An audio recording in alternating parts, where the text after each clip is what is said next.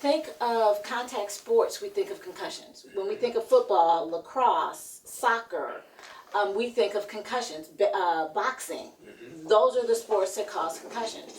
Most youth individuals, I want to say youth athletes, sustain their concussions off of the playing field. Most concussions in kids occur on the playground. On the playground. They occur on the playground.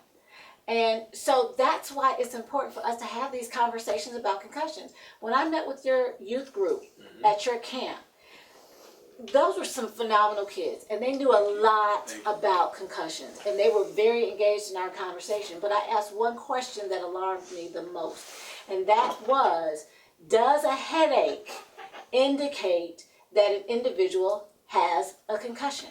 Should I be concerned if an individual has sustained a head injury and a day later they have a headache? Should I be concerned that they have a concussion? Now you're smiling because I think you remember the answer. I remember. Every single child in your group, and these kids knew so much about concussions, every single one of them said, no, a headache does not indicate a concussion. That scares me. As a parent of a youth athlete, as a pediatrician, just as a concerned citizen, that scares me. Because if a child who has sustained a concussion doesn't recognize that a residual headache, a headache the next day or the next week, may indicate that their brain has not healed, that is a child who is at risk for second impact syndrome. And 50% of kids that return to sports, and not just kids, 50% of individuals include professional athletes, 50% of them that return to sports participation before their brain has healed die. So that is second impact syndrome. Second impact syndrome. Can you kind of dissect that a little bit? No pun intended, but dissect second impact syndrome. That's returning too soon, but what actually, physiologically, what happens? Well, I mean, it's really simple. When you have a concussion, that is a brain injury.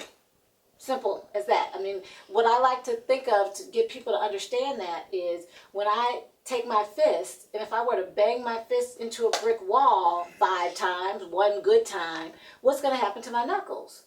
They're gonna swell up. They may bleed. The skin may break. Well, that's my knuckle against a brick wall. Your skull is as strong as a brick wall, and your brain is much softer than my fist. Okay, it's like jello. So if I have an injury or an impact that causes my brain to shift and hit the skull, that impact can cause the brain to swell, to bleed, to abrade. That's what a concussion is. Well, we know that if I were to bust up my fist, before maybe I can use it and have it return to full capacity, I have to put ice on it. I have to let it heal. That may take a week. It may take 2. You know, if I break a knuckle, that might take a month or 2. But I can see that injury, so I can see when that injury has healed and when I'm ready to return. We can't see when our brain has healed. And if we return too quickly and that brain is still swollen, or it's bruised, or maybe there's a cut on that brain and it bled, and it's not fully healed, and I go back and participate, and I get another injury, well, just think about my wrist. If I hadn't let it heal, and I hit that brick wall again, is it going to bleed more? Is it going to swell more? Could I have further damage? Yeah, and we can see that on my fist. But second impact syndrome is when that happens to your brain. So it wasn't fully healed yet. Right. I go back and play and sustain another concussion. Now that damage to my brain can be magnified. Right. And it can be magnified to the extent that my brain stops working. Okay. So this calls for a need for a baseline, because you don't know if there's second impact syndrome unless you know that you've had a concussion. And different people concuss with different levels of impact. Absolutely. Right. And so you're right. That's the point of having baseline concussion testing. That's when I'm healthy. Nothing is wrong with me. I haven't participated in anything yet. Cognitively, my brain is strong. And I test to see what my cognitive capacity is. How long does a baseline test? Because this is information for our community. You know, high school, even grade school, I introduced you to our midget football team, and to be honest, in the community that I grew up in, the midget football program, the issue would be financing this baseline testing. Right. But I want to talk about the finances, but most of all, how long would it take to get the baseline testing done for concussion? Well, and you know what, there are a lot of different types of baseline tests. You know, the one that's most common is the impact test. And the impact test at a baseline, we do it here, VCU will do a impact test for $25. Okay. And it takes less than a half an hour. Okay. So for $25 and less than a half an hour, you can have an impact test done. You can do That could save your sideline. child's life. Exactly. But for less than that, there are programs like the King Divot test, which is a test that coaches and team moms can purchase for less than $100. I think maybe it was $50 when I purchased it, and you can do a baseline sideline test of all of your players. So the team mom can do this baseline test. For less than $100? It takes about, right, and the test itself takes about 5 or 10 minutes. Now, it's not as involved as the impact test, but what it does is it gives you data.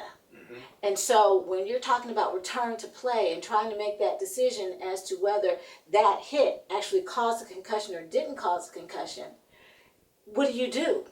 What do you have a doc who is trained to look at some of these symptoms? Most teams don't. So if you do a test like the King Divot test that the team mom can administer, that again the whole team can do it for $50. Now that gives you something to use on the sideline. It takes Right 2 there. minutes to administer it, and based on the change from this kid who was not hurt to now what this kid is doing cognitively after they sustained an impact, that team mom and that coach can make a decision whether that child should go back in and play or whether there's been a significant change in their baseline and they need to sit out the rest of the game. So there's really, from my perspective, there's no excuse for not doing some sort of baseline testing. Right. This is tremendous information, folks. So very glad to have had the opportunity to come in and visit with Dr. Joni Johnson to talk about partners, pediatric partners for attention and learning. Pediatric partners for attention and learning, as well as CogSolid Athletics. Tremendous information. We're going to get this information out to you folks. And please don't hesitate to reach out to Dr. Joni Johnson here in Stafford, Virginia, and CogSolid Athletics. It's been a pleasure speaking with you. I greatly appreciate you helping us to be more informed about this muscle that's in our brain. The most important muscle in your body, by the way. Most important muscle in your body. Absolutely. You couldn't even speak to me right now if you didn't have that muscle. It's amazing. It's absolutely amazing. You know, I just spent some time with one of my teammates, Steve Smith, one of my teammates from Penn State, who's been living with ALS, completely debilitated physically for 13 years. We did an interview where he answered the questions through a computer using his eyes to do the typing. Tremendous. So, you know, this sport that I love, that he loved, has stripped him of his physical capacity, but his brain is intact. It's amazing, just how amazing the brain is. So we want to thank Dr. Joni Johnson for having us to come to your office and spend some time learning more about CogSolid Athletics, and more importantly, I think, PP4AL, because that's where the baseline all begins. Is that correct? Absolutely. Well, yes and no. Okay. What I would say is if you have a medical diagnosis or suspect that you have a medical issue, then it all starts with PP4AL. Okay. If you're an athlete and you just want to go from being a good athlete to an elite athlete, then you start with CogSolid. There you have it. What athlete doesn't want to be elite? For all of you athletes out there, CogSolidAthletics.com. Wonderful time. This is Quintus McDonald signing off for NittanySports Huddle. We'll see you guys again next go around. This is Coach Charles Huddle. You're watching NittanySports Huddle TV.